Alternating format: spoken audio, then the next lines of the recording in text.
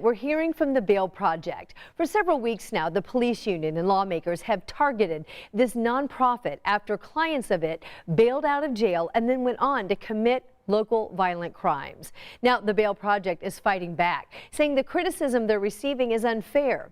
They tell 13 Investigates reporter Sierra Putman that they don't just bail people out of jail, but they also send court reminders. They provide transportation and some other valuable services.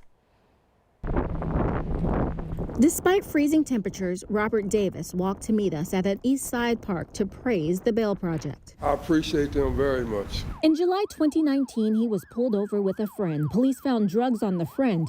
Both were charged. He spent a month in the Marion County jail. I lost my car and just my life.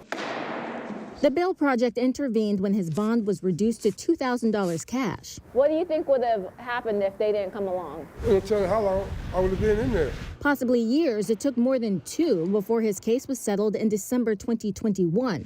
Charges dismissed. The Bail Project says 21% of cases are dismissed or clients are found not guilty. There is a constitutional right to have affordable bail. David Gaspar is the Bail Project's National Director of Operations. He and his small team live and work in Indy. Gaspar say they've helped nearly 1,000 Hoosiers in about 3 years, but not everyone who asks for it gets help. We want to make sure that we're not causing harm to the individual first and foremost. Defense attorney Josh Levin says when a client is out of jail, they can better fight charges. Far too frequently, there are defendants who take pleas not because they're guilty, but because they just want to get out of jail. The average assistance is about $2,100. Mostly clients face misdemeanors and low-level felonies. But what happened with some clients is raising concerns. After Marcus Garvin got out, police say he killed his girlfriend. Deontay Williams is now accused of stabbing 2 IMPD officers. Gaspar says it's not the norm. Is the Bail Project looking at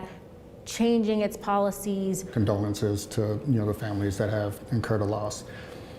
The reality is that we're always learning. We're always evaluating. But he says it's not a response to criticism. No, and the reason being is we stand by our work. Lawmakers say the mistakes are too great and they're considering a bill to limit the group to helping 2 people about every 6 months and ban it from using taxpayer money. Do you think the amount of scrutiny they're receiving is valid?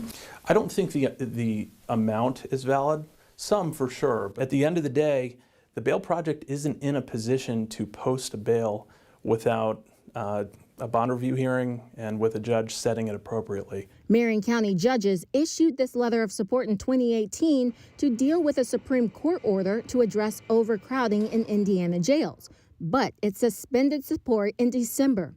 Key, because it means bail money paid by the project is now returned to defendants and not the Bail Project, which would reuse it to help bail someone else out. Nothing's perfect, but it does help some people. 2 years after arrest, he's still homeless and without a car, but he has hope because he's free. The Bail Project was supposed to meet Monday with the Marion Superior Court to discuss its suspension. However, the court tells us that meeting was canceled because the group asked for an extension to continue gathering data.